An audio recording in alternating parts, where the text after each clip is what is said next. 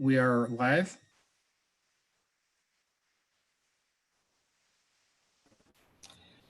Great. Thank you, Andrew. Can everyone hear me? Yes. Okay.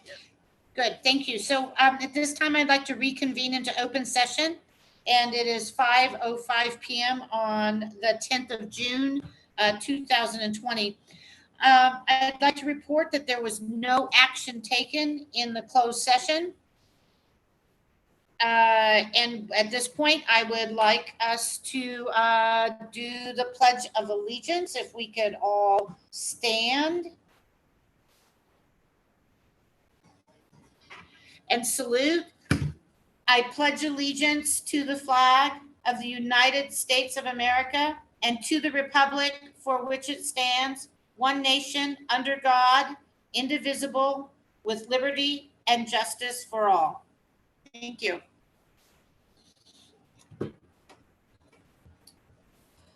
Kim, at this time, are there any variances in the board agenda as published? Oh, hold on. I didn't bring Kim back. Okay.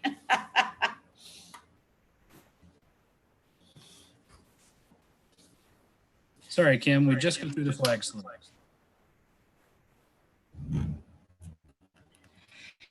Kim, are there any variances in the board agenda as published? No variances, but I think Spencer's going to talk to you about, we're going to be pulling something from the consent agenda.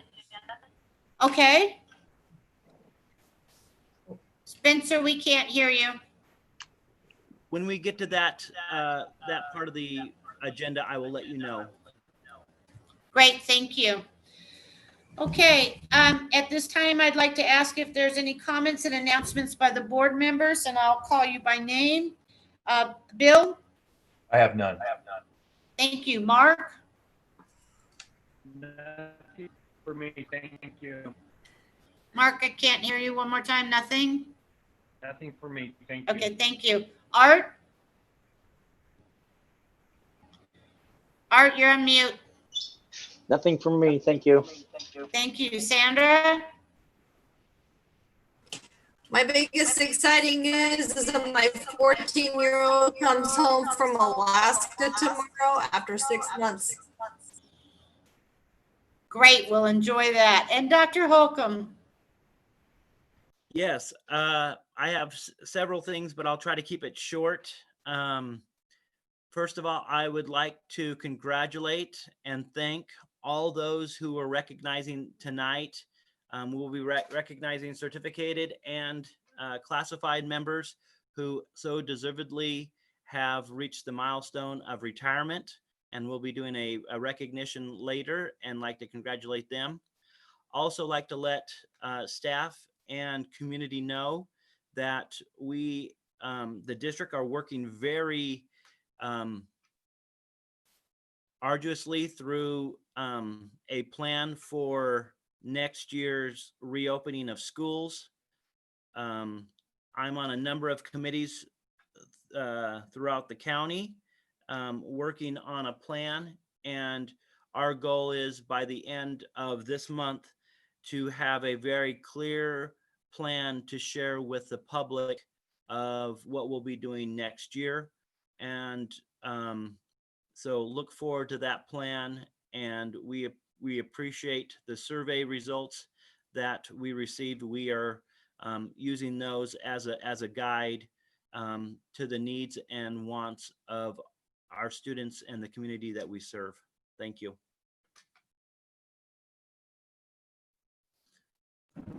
Great, thank you. At this time, are there any comments and announcements by administration? And again, I'll call you by name. John? Yes, good evening. Just briefly, I just wanted the board to know that I am working on a document now to share with the incoming Assistant Superintendent of Curriculum and Instruction to make sure we have as much information as possible that transfers as to all the things we've been working on and the progress we've made, and so they know where their starting point is. So that I'm working on that now. That'll be a pretty complete document. All the principals are helping me with information. Also, in the event that we do have, which I would suggest we will have in some form, additional distance learning or blended learning in the fall, even if it's not for all students, at least for some whose families request that. Dr. Holtum and I are doing some research on what may be some online curricular type products that might help that be more feasible and help support our students in a stronger capacity to meet the standards for which they would be expected to learn in the classroom. So we're doing some research on that over the next few weeks to see if we can get some information in on some programs that may be helpful should we need them. And again, thank you. I just want to thank everybody, and I want to thank all the teachers and principals for getting us through, and Classify for getting us through this rather unique end to a school year. John, thank you. And I'll just, before we move on to Kimberly Tyler, I'll just want to say again, I really appreciate all the work that you've done for the district. I certainly wish you the best of luck, and whatever we can do to help, let us know. And I do appreciate this last little bit that you're doing to push us over the finish line and bring on the new person. So thank you very much. Kimberly Tyler. Good morning. Good morning. Sorry. Good evening. We started the extended school year program today, and that went very well. We're going to be doing that by distance learning. We have 15 students enrolled in all. In preschool, we have 5, and I am serving as the teacher that will be doing the distance learning for them. And Jody Waddell has 10 students that she's also working with. We are using a combination of apps such as Remind, Google Classroom, Packets, various technological advances that we have. I am very hopeful that this is going to make sure that our students with disabilities do not suffer a regression over the summer.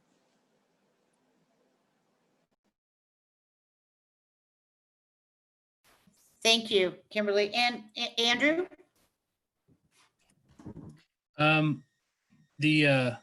I believe we discussed the governor's May revised budget at the last meeting, where he proposed a 10% across the board cut to most programs and most funding. In addition, proposed some significant deferrals.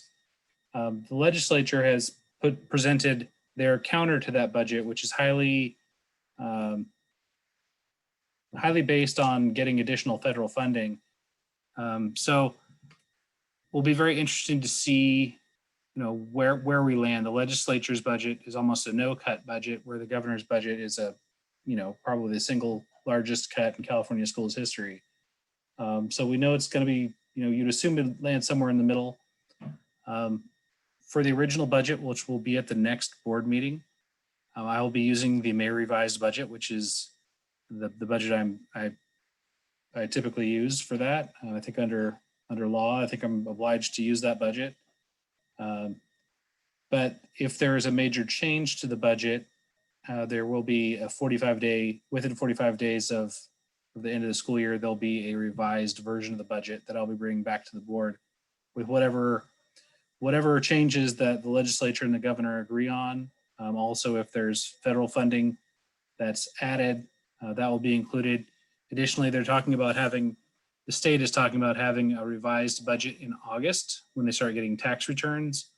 But I'm not expecting that to be a huge change because the tax returns that they're going to be collecting are for last year.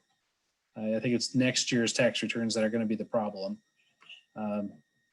So just know that we're going to be presenting a budget based on the May revise, which is a horror show of a budget.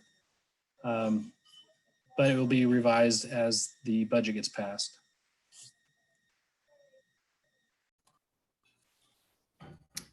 Thank you, Andrew. At this Kim, time, Kim, I'm sorry. Excuse me, I'm sorry to interrupt, but Go ahead, Kim. we have skipped over you reporting any action taken in closed session, and then also the Pledge of Allegiance. We did both of those, Kim. Yeah, When did you report out? We can look back at the YouTube tape and see it, but I hadn't let you back into the Zoom meeting yet. It's not nice. Yeah, I know, sorry. So, okay. All right. Yes, that thanks. was an oversight on Andrew's part. The rest Oh of us my were like, gosh. please, please, Kim needs to be here. Employee Thank false. you for sticking up for me. No, we are. I'll We're talk all to Andrew later. there. You go. Bye. At this time, we would like to, the board would like to extend an invitation to interested parties who wish to speak on matters which are school related. You may email your comments or questions to backpack@ocesd.net, and that is backpack, BACKPACK @ocesd.net. Please include your first and last name in your email. Comments and questions will be read into the record and or addressed during the meeting. However, emails received without a sender's name will not be shared during the meeting.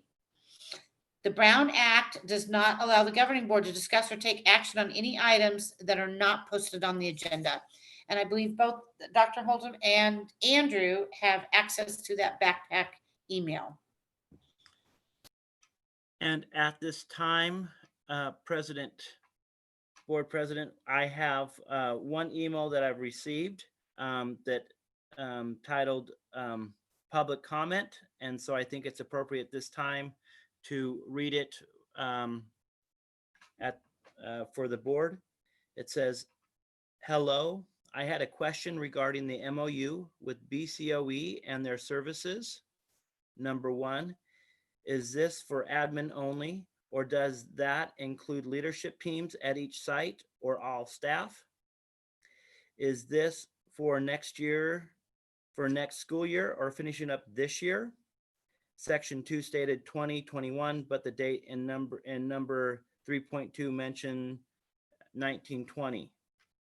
Number 3, in section 3.3, the district has to pay ahead of services.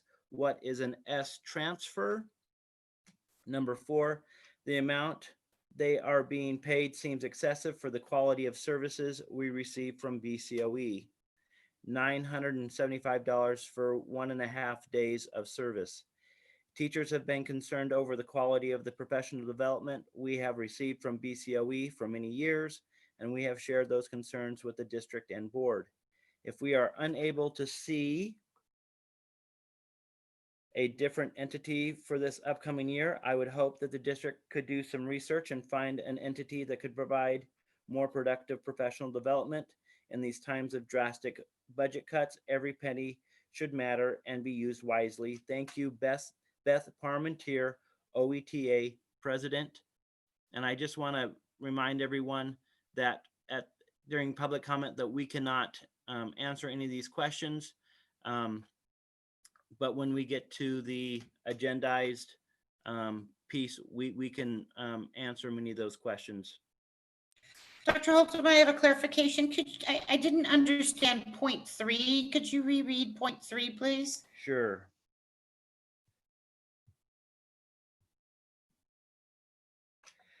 The district has to pay ahead of services. What is the letter S transfer?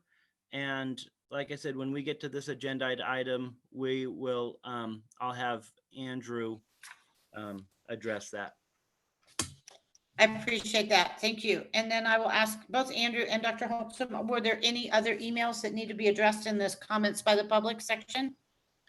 Not to my knowledge. Not at this time. Great, thank you.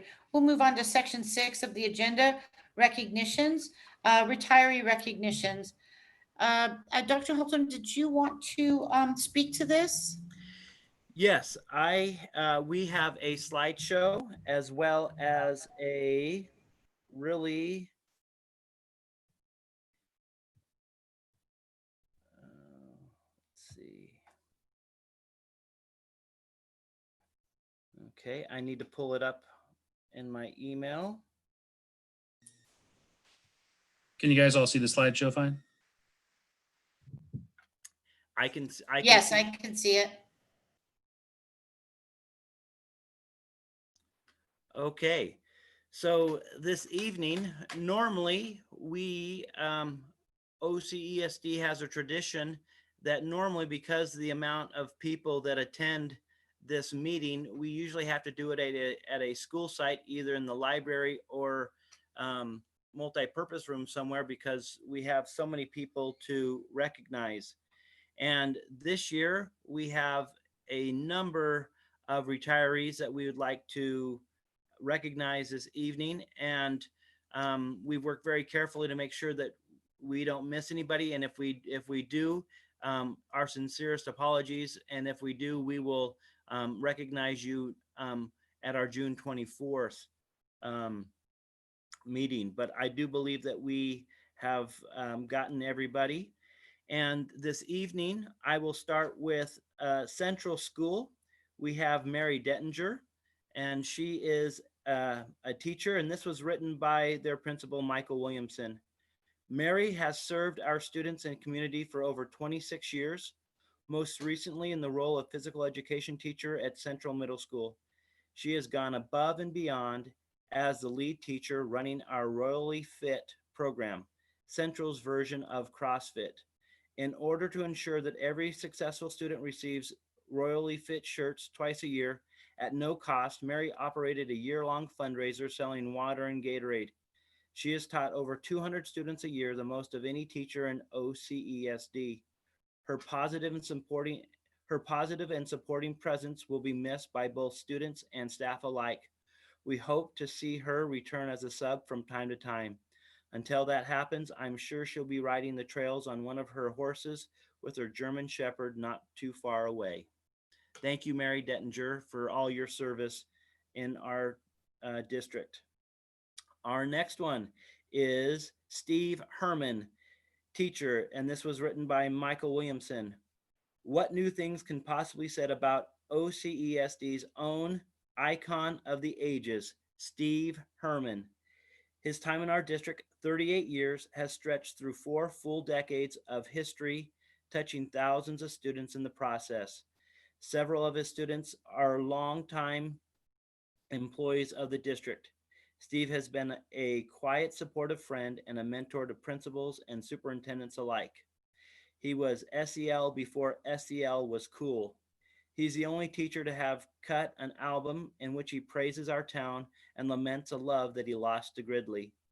The only good news in his retirement is that he has plans to be part of Central for many years to come. It would please his colleagues, the students, and our entire community to have him spend a few more decades taking care of all of us. Steve has written something as well. This is by Steve Herman. I came to Oroville in 1982, having just earned an MA in geography. I've never imagined myself as a career middle school teacher. I figured I would teach at Central for a few years and then go to a high school or college job somewhere else. 38 years later, here I am. I quickly fell in love with Central and the amazing kids who have passed through during those 38 years. I haven't lost any of the passion that I started with. No kidding. Retirement seems like Mars to me, but I do like adventure and I have plenty of oxygen left, so here I go. I'm so grateful to OCESD for giving me such a wonderful career. I feel privileged to have been allowed to work at Central and get to know so many thousands of Oroville young people. Thank you. And before I forget, we do have our traditional apples to be picked up from Kim at the district office.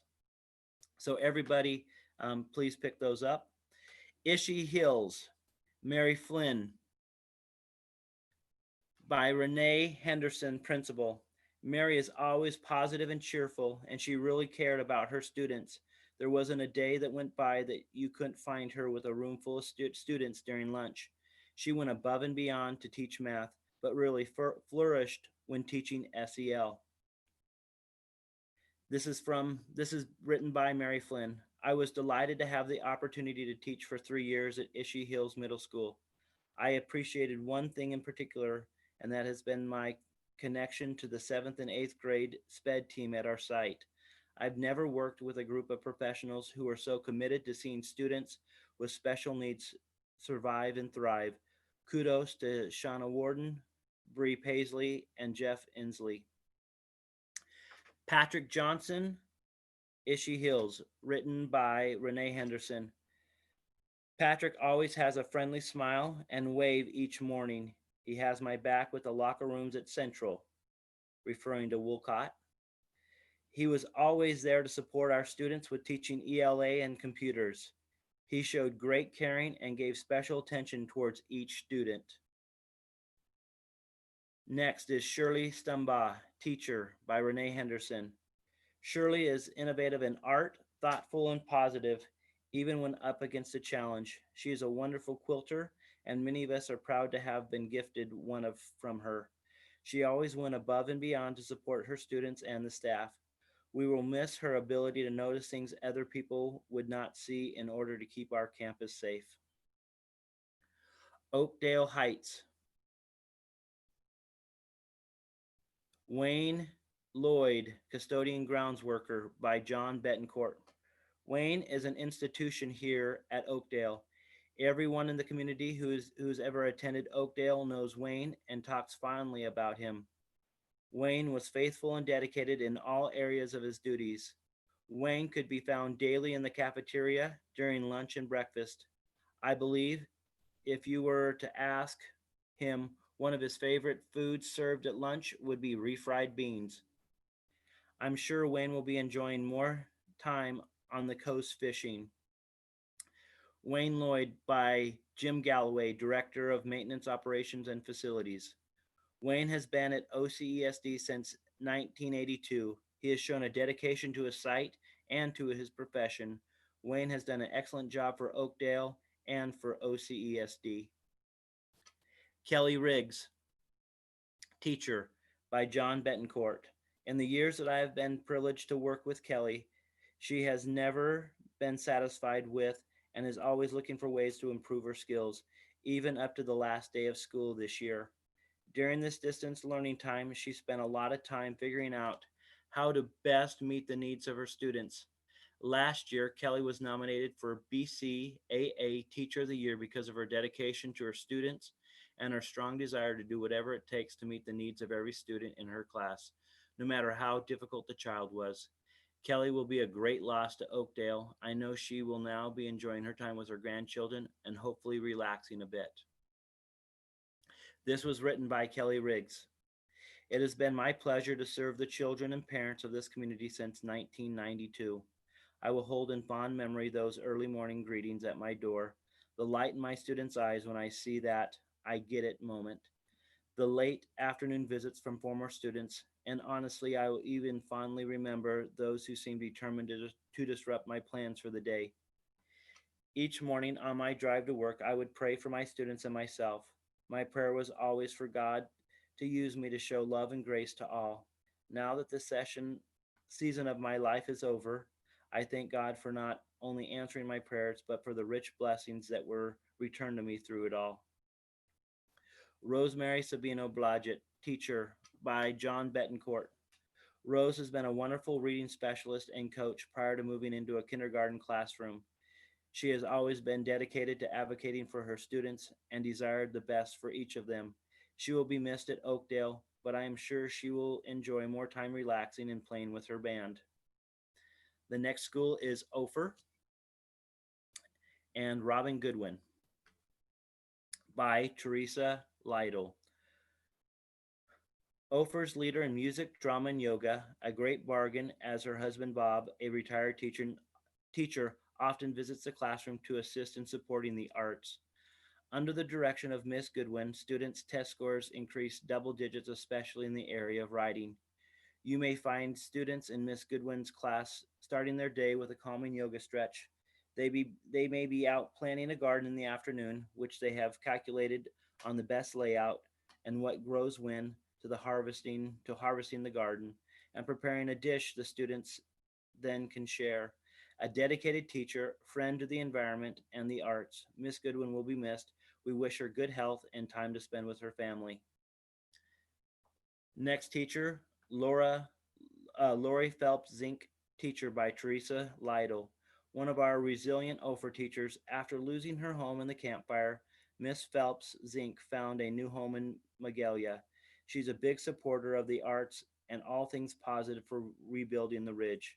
Lori came to us from Stanford Elementary School shortly after the beginning of the 2018 school year and fit right in with our staff and students. A generous and gracious teacher, she is patient with her students and tends to all of their needs. Next school is Stanford and Raquel Balmer, teacher, by Patrick O'Brien. Raquel has worked over 30 years in special ed. She is loved by staff and students. Raquel had an ability to motivate students in her classroom by having fun incentives to help them achieve their goals. She has built strong relationships with her students, and families have gone above and beyond to help her students succeed. It will be hard to replace such an amazing teacher. Raquel Balmer has written, "It has truly been an honor to work at Stanford Avenue School. I appreciate the love and support from an amazing staff. I'm ready for retirement." Regina Campbell, cook assistant, written by Paul Mabey, food service coordinator. Regina has been a valued employee for the district for 25 years, working in many of the kitchens throughout her time, serving our students through various trials and changes, and contributed to the success in feeding nourishing meals to our students. We thank her for many years of service and wish her well in the coming days. This was Regina Campbell, written by Patrick O'Brien. Gina was a dependable team member of our cafeteria staff. We serve a lot of lunches every day at Stanford, and she helped the line move smoothly. The students and staff will miss her when we come back in the fall. The next one is Joe Vaughn, custodian grounds worker, by Patrick O'Brien. In my short time with Joe, I quickly realized the important role he played at Stanford. Not only was he our lead custodian, but he was also a valuable resource of information. He was always willing to help out, and he would even remind me to invite board members to big school events. I will miss his insight, wisdom, check-ins, and daily presence at Stanford. I know all the teachers feel the same way about Joe. While he has retired, he still has a grandson on campus and plans to volunteer. Thanks for all your years of service to Stanford Avenue School community. Joe Vaughn, written by Jim Galloway. Joe has been a fixture at Stanford Avenue School for 30 years. His dedication to his site and his craft is evident by the fact that Stanford has constantly been one of the cleanest schools in the district. Joe has always been willing to share his knowledge and support the overall custodial effort at OCESD. Joe Vaughn, written by teacher Jessica North. Custodians are responsible for maintaining the cleanliness of buildings. Duties include picking up rubbish, sweeping, vacuuming, and mopping floors, cleaning and restocking bathrooms, cleaning windows, and executing minor repairs and maintenance work. When I read this job description, I obviously thought of Joe Vaughn. However, our Joe was so much more than a custodian. Upon my arrival to Stanford Avenue Elementary over 20 years ago, I quickly learned that Joe was the go-to guy. Principals came and went, staff turned over, but my one solid was Joe. He cared for the students and staff so authentically and yielded great respect from all who got to know him. So, with all that being said, I wrote a new job description for Joe as we send him off towards his new life of retirement. Joe the custodian, responsible for being an iconic bulldog. Duties include helping students when they were upset, praising kids for responsible and kind work, making staff be the best they can be, working beyond his hours to make Stanford Avenue events flow like a well-oiled machine, and 120% dedication and passion for his job. I wish you well, Joe Vaughn. You will be sincerely missed by all of us at Stanford. Love, Jessica North. Next school is Wyandotte Academy. Teacher, Irma Garcia Gott. Teacher, written by Todd Dow, principal. Irma has been a mainstay in Wyandotte's TK kindergarten program for years and has helped to get our students off on the right foot in so many ways. Her gentle smile and sweet spirit have helped so many students be able to make the leap from being at home to attending school for the first time. She has been a part of the transition of kindergarten from being more of a program to simply help students be kind citizens, to being a program that also seeks to have them know numerous sight words, begin to read, and be fluent with basic math concepts. The families and staff of Wyandotte will miss her and wish her the best in her new phase in life. We hope that she is able to expand her time for art and hope to see her visit us as often as she can. The next one is Nola Palmer, teacher, by Todd Dow. NOLA has been a part of Wyandotte for many years, helping students in the transition from lower primary to upper primary grades with dedication and consistency. NOLA has been a part of numerous teams, including most recently the Student Success Team, where she took on the role of facilitator, where she was able to support both families and staff as the team navigated what it could do to support students who were having challenges. She also supported our PBIS team and was a voice that always tried to keep the purpose of policies and activities at the forefront of discussions so that the policy or activity was there to support student learning. We wish Nola the best in this new phase of life and hope that she enjoys having more time to travel and spend time with her family and friends. We will miss her and hope she comes back and visits us often. Next teacher, Scott Torricelli, teacher, written by Todd Dow. Scott has been a part of Wyandotte for 26 years and has been our unofficial on-site science guru. Whenever anyone has a question about anything related to science, Scott has been the go-to guy with years of experience in learning and teaching others, both in school and out of school, about scientific concepts. Scott is one of the nicest and most tolerant teachers that you could ever meet. He has shown his care and concern for students by always being available to be a listening ear, making connections through conversations about sports, science, books, or anything else he could to strengthen his students' relationship with the school. Students and families loved having him as their teacher, and he will be missed. We wish him the best in his new phase of life and hope he can continue his love of nature and have many opportunities to share that love with many, as well as spend lots of time with his family. Health Office, Carrie Galloway, Health Assistant 2 by Kimberly Tyler. Carrie is one of the most faithful people anyone could ever had the honor to know. It has been a tremendous blessing to be able to work with her. Carrie's caring and compassionate manner, coupled with a deep respect for protocols and procedures, ensured our students and the district received the very best she could give. Carrie will truly be missed, but the entire staff at SDO wish her the very best in the next season of her life's journey. Thank you, Carrie, and congratulations from me and the entire SDO staff. Carrie Galloway, written by Terry Woods, our school nurse. Working with Carrie these past 6 months have been a true privilege. Carrie is a licensed vocational nurse and is bright, thoughtful, compassionate, kind, and everything you want in someone charged with caring for our students. Carrie's love of her job and her students shone through in everything she did. Carrie put the needs of her students and the health of the health team first, and oftentimes went above and beyond to help with whatever needed to be done. Carrie took it upon herself to complete the audiology certification course. This credential allowed Carrie to help with the annual hearing screenings, a service that was invaluable. I am grateful for Carrie's hard work and the contribution she brought to the health care team, the students at SDO, and the parents. Carrie will be greatly missed, but we are excited for her and wish her happiness and joy in her retirement. Next one is maintenance operations facilities. And I will, in a second, turn the time over to Andrew James, who is our Assistant Superintendent of Business, who is the direct supervisor for Jim Galloway.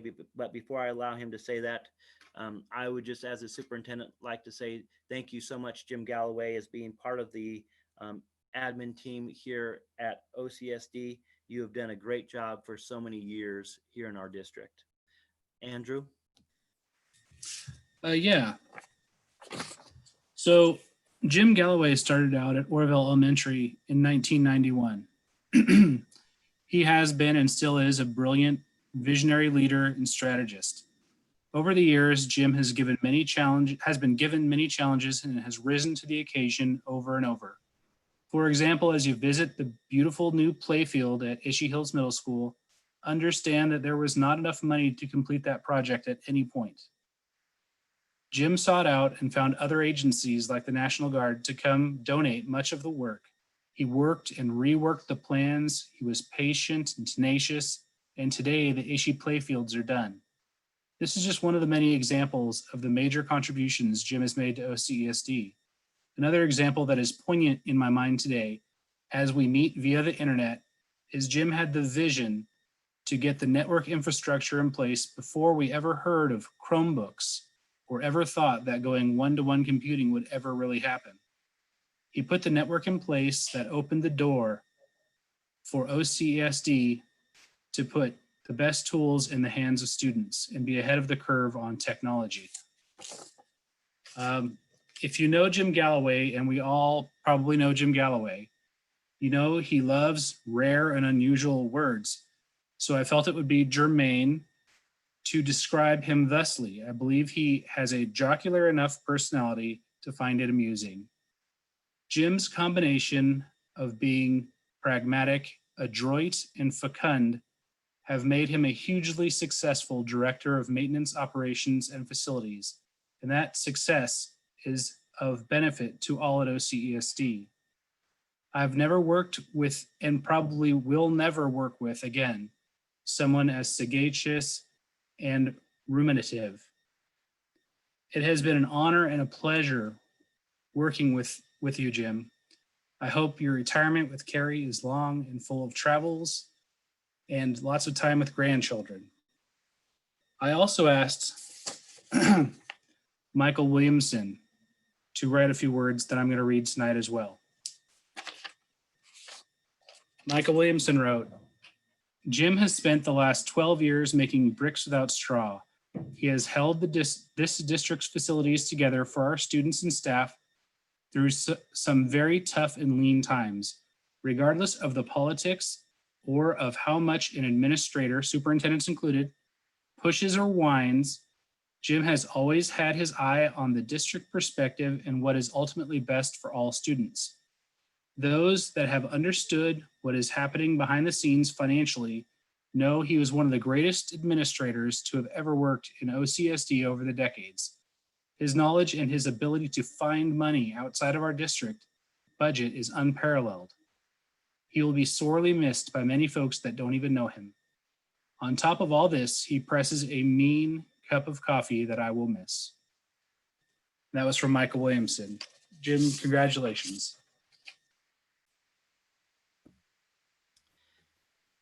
This concludes our presentation to our retirees this evening. And again, as the superintendent, I would like to extend again a very sincere thank you to all of our retirees. They have done exceptional work over the years for our district, and we appreciate them for that tireless support. Thank you so much.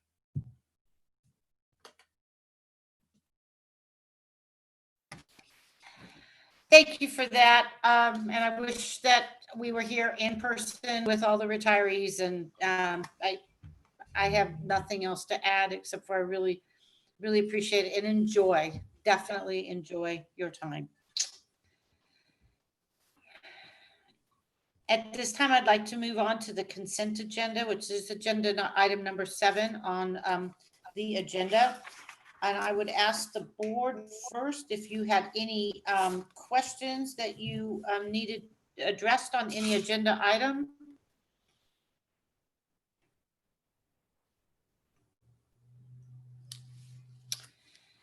And Dr. Holtum, is there any agenda item on the consent agenda that you wanted to provide any further input on? Yes, I do have, do want to let you know that we do have 2 comments that have come into that I would like to share with the staff at this time regarding our consent agenda. And we did have something come in from regarding our recognition. And this is from Carla Held, our CSEA president for the district. And she wanted to thank us for recognizing our classified staff for their many years of service. We couldn't do it without our classified staff. Happy retirement, Carla Held, CSEA president. And then I also have an email. And board president, is this appropriate time to bring up a community comment referring to the consent agenda letter K? Yes, I believe I believe I left that open so that we could do this at a later time, just given that we're getting used to the Zoom and the Yahoo meeting. Okay, and apologies, I'm not sure when this This email actually came in earlier, and I believe I did not see it. So I will read it now. This is also concerning the contract for BCOE. OETA asked the district for clarification on whether these consultants were strictly for administration training, or are these the consultants the site used for their MTSS and IBS meeting trainings as well as used for district grade level meetings.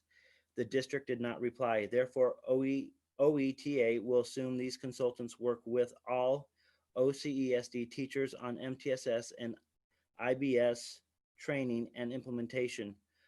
OETA strongly recommends the district take the upcoming year to thoroughly research and locate a more effective institution to assist with the MTSS and IBS for the 21-22 school year.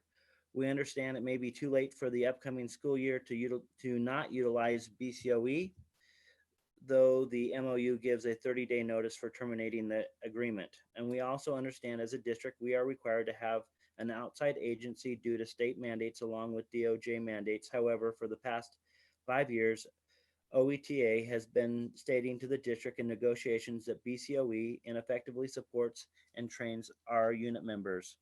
Why does the district want to waste up to $73,000 in the area of MTSS and IBS? Notice that things have not improved drastically since using BCOE consultants, which should be an indicator that BCOE is not producing what they claim they can produce. These consultants continue to inform the classroom teachers that they will come in to observe, yet are unable to directly model, teach strategies, practices with the students. Most of these consultants have never been classroom teachers, so therefore are unable to truly understand the dynamics of teaching a room full of students on a daily basis. The classroom teacher who is being asked to implement the required MTSS and IBS strategies practices is requesting that the board please consider directing the district to investigate other outside agencies that will provide the effective support and service necessary to achieve administrator, teacher, and student success. Thank you, Kristen Wilson, OETA lead negotiator. President Hamilton, can I make some observations on these requests and on letter K? Absolutely. Yes, John, I have one question, clarification. Who was the email from, Spencer? I'm sorry, I just didn't hear you. Kristen Wilson, Thank you. OETA lead negotiator. Thank you. And go ahead, John. So first off, I think the first question was, is this a contract for 2021? Because it looks like there is an error in there with one reference in 1920. So yes, it's a contract for 2021. Second of all, this money is this contract is being paid out of primarily grant money from the California MTSS grant that was received by the district to help support MTSS at both Ishii Hills Middle School and Oakdale Heights Elementary School. And say that I can't speak for the past, but BCOE is considered, along with Orange County, to be one of the preeminent offices for this type of work. They actually are the ones that got the grant and have the big dollars in the grant and have training their team. There may have been issues in the past when it references BCOE's trainings not being the strongest. This particular contract is mirroring what we did this year, so it's only been for 1 year that we've been providing this service. And with all due respect to the concerns that were expressed by OETA leadership, the vast majority of the teachers that I worked with this year very much supported the work that was being done by this group. They did come to grade level meetings whenever they were asked to and supported in the areas of social emotional learning and restorative practices, PBIS and MTSS. They were working on an opportunity to work side by side with teachers in the classroom on what they called their classroom project for helping with extreme behaviors in the classroom. Unfortunately, that project did not get off the ground because it was due to start as soon as all the schools closed, but they are working on that. The contract does not include, or does include, working with teachers and leadership and PBIS teams. And I will say that the PBIS teams have asked for the leadership and direction of the BCOE team. So I will respectfully disagree with the comments that the trainings were not quality trainings this year, and I think they helped us progress quite a bit. It was year one in the area of social emotional learning and restorative practice, so it was a year of this is what these things are. This is how they can impact what we do in the cultures of our school. It was not designed to be an implementation year. Next year should be more of an implementation year. And one of the goals of this contract is to work with our site leaders and our site leadership teams to build the capacity at our site. So hopefully in the future years, we do not have to have a contract with any outside entity. The only other question I think I didn't answer from the original email that Dr. Holton read was regarding the S transfer.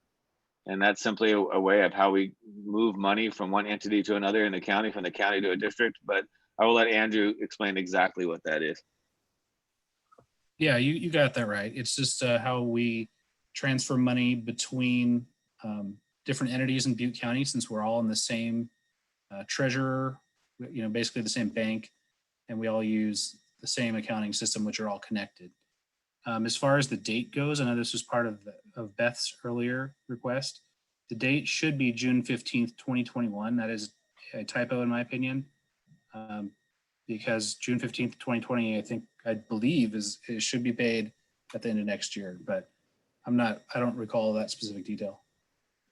I would agree with Andrew. We don't prepay, even though that date's wrong. We don't typically prepay for services. We pay after services are rendered. In fact, it was just, I think, last week or the week before that we signed off on paying for their services that were provided this year. So we're not prepaying for those services. I would also like to add that one of the pieces that they described was $975 for a day and a half of services. And I will tell you that that is much cheaper than the going rate for a 1.5 day consultant. I can tell you that I am currently looking at outside consultants regarding the DOJ, and daily consultants run much more, sometimes 2 to 5 times more expensive than that rate. So that actually is a very reasonable rate. And I also like to point out that when Mr. Bohannon came to our district, he was very strategic in picking that BCOE team. We have heard some of the concerns from OETA regarding support from BCOE, but we think we've put together a very good team from BCOE. And but if it pleased the board, I would be more than happy to reach out to OETA and discuss this matter further as we move forward. But I do recommend that we approve agenda item on the consent agenda for K, and especially given the fact that most of that money for that contract is being paid through grant monies. As a clarification, Spencer or Andrew, if that grant money, if we did not use that grant money to pay for these services, would that grant money would not be available to us to do anything else with? That's correct. Yeah, that's pretty much correct. The grant was designed specifically for MTSS work, and BCOE is the group that is already working through that grant with Orange County. And so they are actually the supervisors of how to work that grant. It's not the people that are on our team that are supporting us. It's a separate person from BCOE, but they acquired that grant with Orange County as the rural component for the statewide support. And so that money was specifically designed for this type of work. It wouldn't be able to be utilized for anything else. Thank you.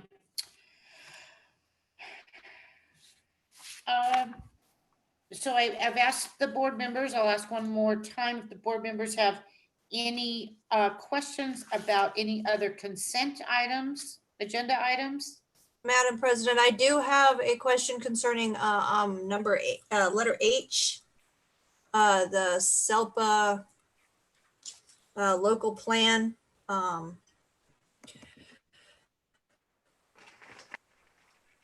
it concerns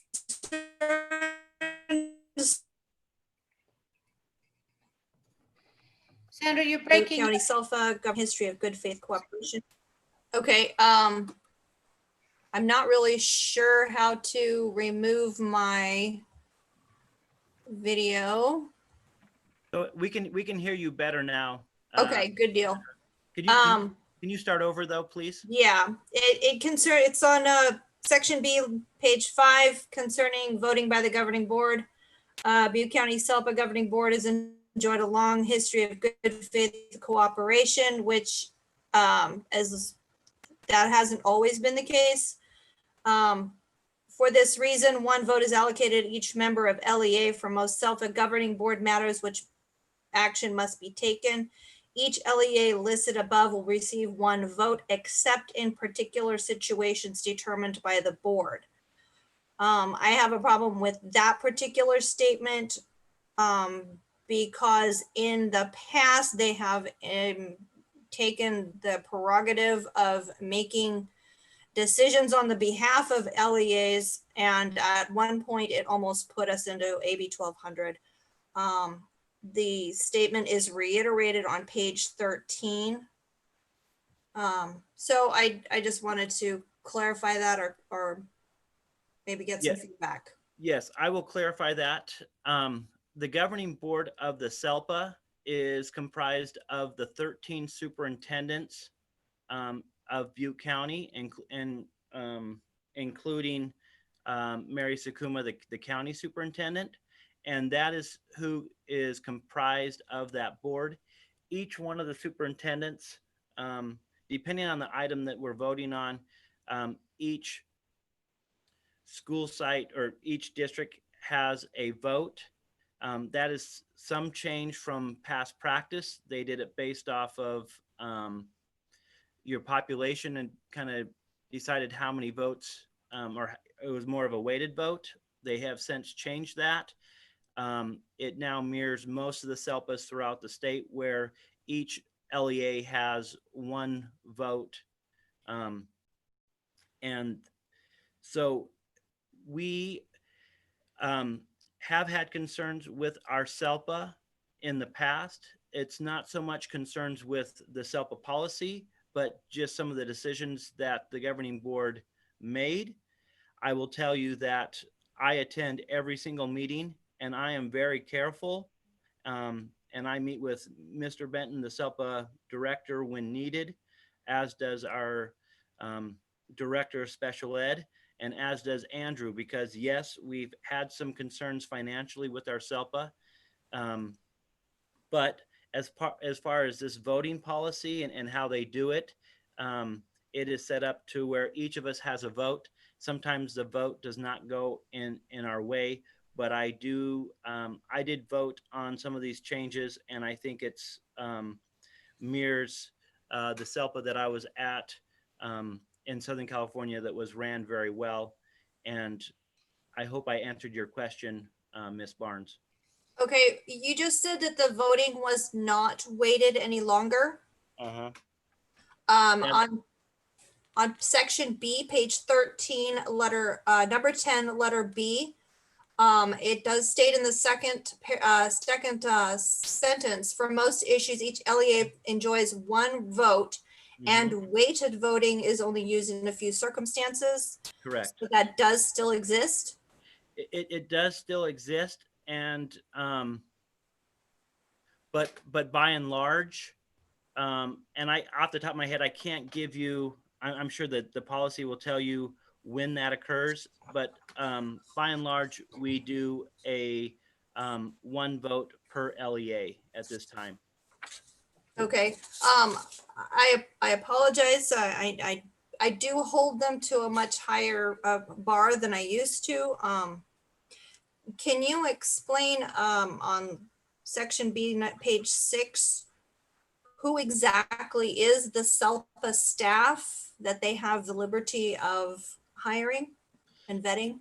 So the SELPA staff, we basically, the board, which is the the local superintendents are the board, and we, very similar to the format of a school district, we can hire and fire the SELPA director.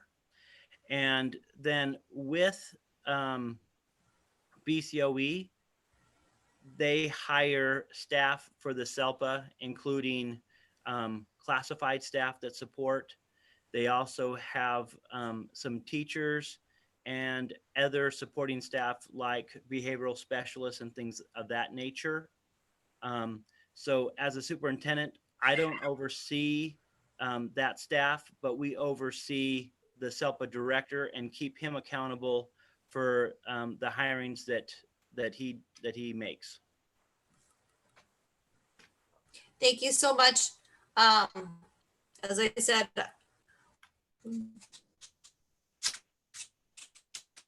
one Well, you just twice shy, and I'm very. And I did not hear everything that you just shared, Sandra. I think you were saying thank you. But I will tell you this, that we here in OCSD keep a very close tab on the SELPA workings. And I will tell you honestly that I am not afraid to speak up in that meeting, because I am very well aware of some of the shortcomings that our district has faced financially, and we continue to work through that as a cabinet. And I also know that OETA also has met with Aaron Benton and the SELPA, because they feel it as well. And I am keeping them as accountable as I possibly can in the role as one of the several governing board members. Just one more question out of clarification for item K. Do we need to make any amendments to the document as it stands before we vote? I think it's just a typo on the year. I think we would just make the change to the year and the date of the fund drawing before we sign it. We would make sure that BCOE, that you guys, you as a board can approve it with changing the dates to be accurate, and then we'll make sure they're changed before anything is signed with BCOE. Great, thank you. And I'll call out one more time. Any other board member have any other, anything else they want to say about the consent agenda? Board President Hamilton, Yes. and Dr. Holcomb, did you discuss item D? Oh, item D, thank you for reminding us. Item D, we have a principal, Ophir Elementary. We have a student that we would like to pull the student from Ophir. Oh, Spencer, we couldn't hear you.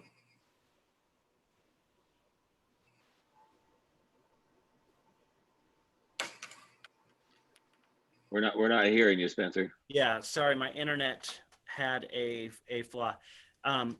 We would like to pull one student from the interdistrict denial. That student was at Ophir Elementary, and the principal has asked that that student, that denial be pulled.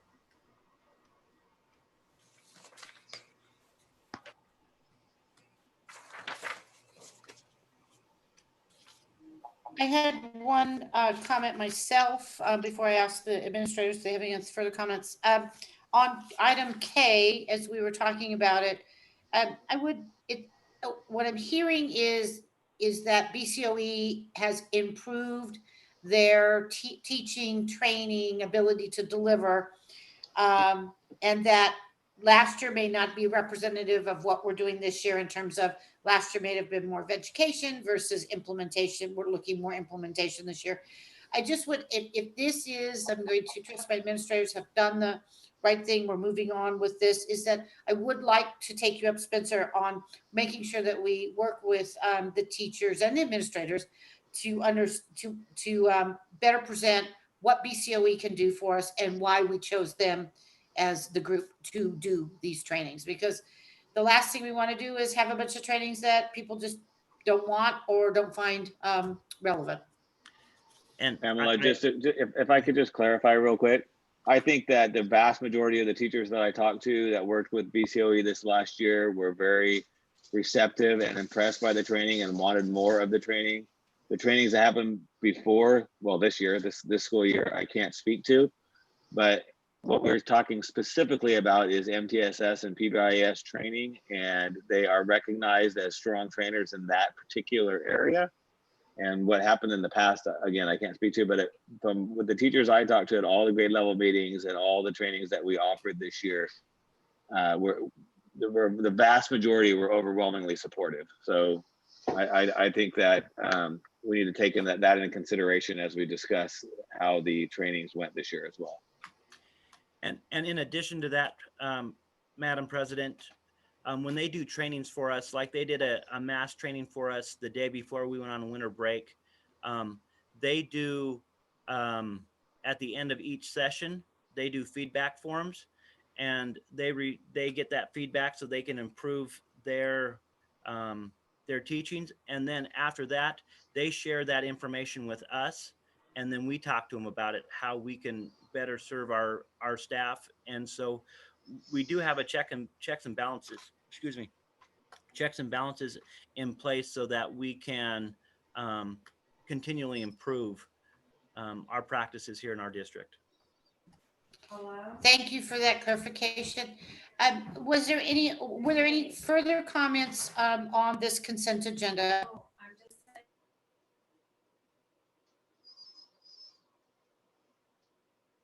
Okay, may I get a motion to approve the consent agenda items with the, I guess the one correction we have on the dates on the contract indicated in item K.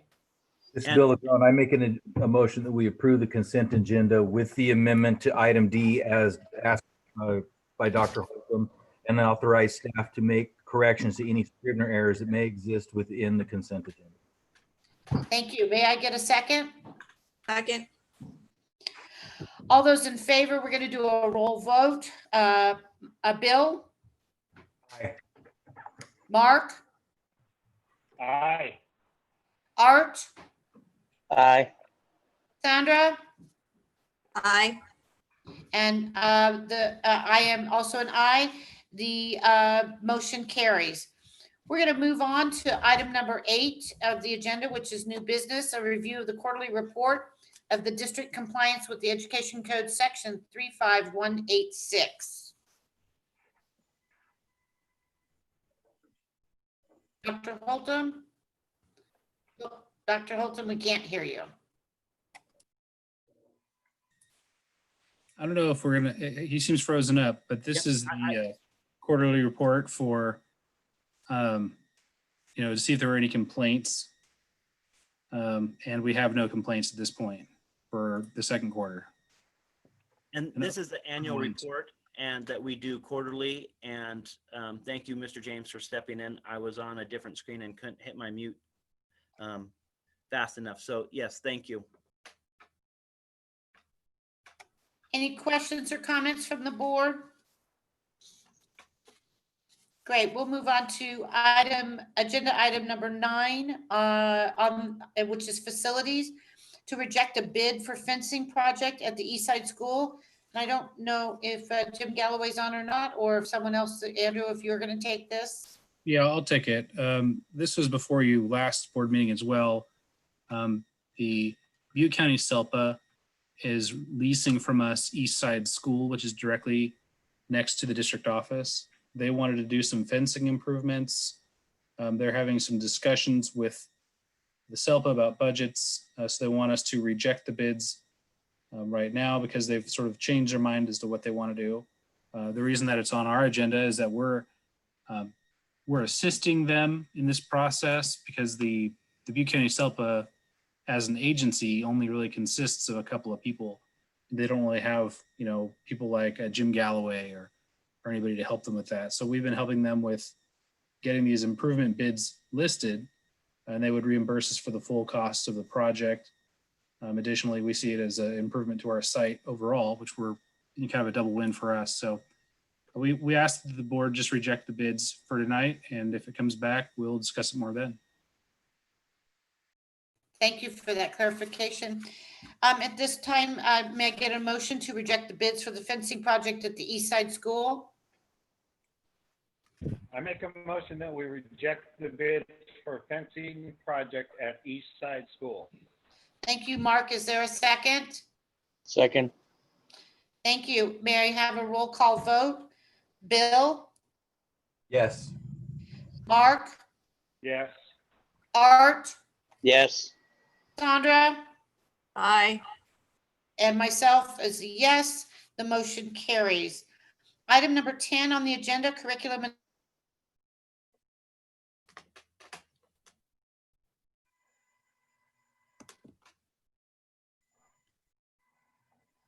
Sorry, now I got to get my mic turned on.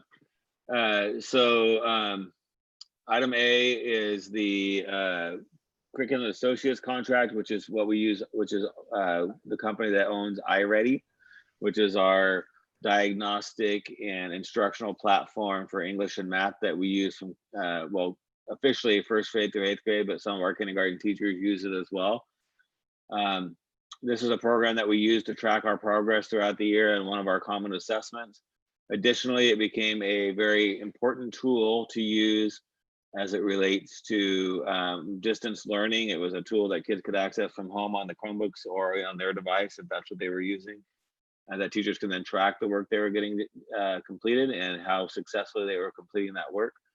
This contract is essentially the same cost as last year's contract, with the exception of adding what's called the iReady Teacher Toolbox, which is an additional tool that you can open up that allows teachers to use the results and use tools that iReady gives them.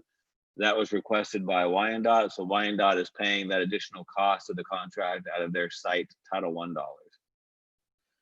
So we suggest that we approve this contract because we polled our teachers and our principals, and they don't see this as a good time for us to change to any different product. And this product, they have become comfortable with it and able to use it to help our students.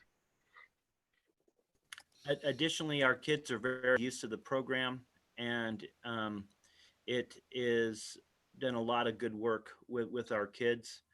The only thing we're hearing is that they've used it so much this year that they're kind of tired of it.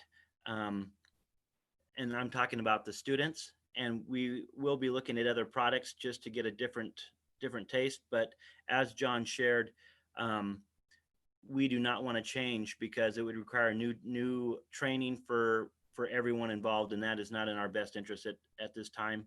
We do know that the price tag is expensive, but compared to other products of its magnitude, it's very, very much similarly priced with them. And again, we recommend that the board approve it. Thank you for that. At this time, are there any questions? I'm sorry. Did anyone on the board have any questions? Great. At this time, can I get a motion to approve the contract with Curriculum Associates? So moved. Is there a second? Second. Great. We'll do a roll vote. Bill, Yes. Mark, Yes. Art? Art, you're nodding your head, but I'm not hearing you. Sorry, my mic wouldn't come on. Yes. Yes, great. Thank you. Sandra? Aye. Pamela is yes. The motion carries. This time I'd like to move to subject B on the curriculum and instruction agenda. Madam President, Yes, I'm sorry. Go ahead. this is Bill LeGrone. I need to recuse myself from this item. This law firm represents me in other legal matters. Thank you. So this is a contract for Burke, Williams, and Sorensen. We specifically contracted when I came to Oroville with this law firm because they are recognized experts in the field of charter representation, representing districts in charter matters. And they only represent districts in these matters. It's my recommendation that the district continue this contract at least through the 2021 school year. We may or may not use those services. However, it would be beneficial for the district to have access to those services, as we do have one charter school that is up for renewal this next year. And that is not only a complex process, but has changed over the last couple of years. And we want to make sure that we handle that process correctly. Thank you. Any other comments by administration or board? At this time, I'd like to get a motion to approve the legal services agreement with Burke, Williams, and Sorensen. So moved. Mark. And there's there a second? Second. Thank you for that. We'll do a roll vote, noting that Bill LeGrone has recused from this item. Mark, Yes. Art, Yes. Sandra, Aye. Pamela is a yes. The motion carries. We're going to move on to item number 11 on the agenda, which is personnel, and it's a request for leave of absence. Spencer? Yes, so this employee is requesting a 6-month unpaid leave of absence request for medical reasons submitted by classified employee number 1622, effective July 9th, 2020, and continuing through January 8th, 2021. The employee's request is for unpaid leave and no district paid contribution to his medical benefits during this time. In addition, the employee may return to work sooner if a release from his or her attending physician is received by the district authorizing the return to work. I will let the board know that as they consider this, there are 2 pieces of information that you should know in the matter of being transparent and forthright with the board. If the board denies this request, then the employee will go on the 39-day rehire list. And 39-month rehire list. excuse me, what did I say? 39 days. Yeah, not 39 days. Excuse me, 39-month rehire list, meaning he could come back if we deny it. He can come back if we have an opening for a custodial position that he meets the qualifications for. If we approve this, then we hold his spot as a employee, and then we just backfill it with a substitute for the next 6 months or forever long his leave is for. Now, in the past practice, when we've had something like this, is that the board has denied it. That way, the district can move forward with hiring somebody, and the employee can come back to work as part of the 39-month rehiring process. But it is solely up to the board which direction they would like to go.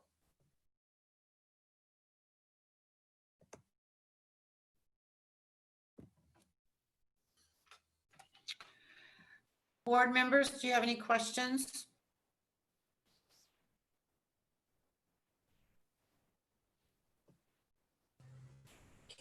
And a substitute would be more expensive? A substitute would be cheaper. And considering our future situation with the amendments that we're going to have to make with our cleaning processes, it may be a spot that we'll need to fill. So, So both those points are very important to consider.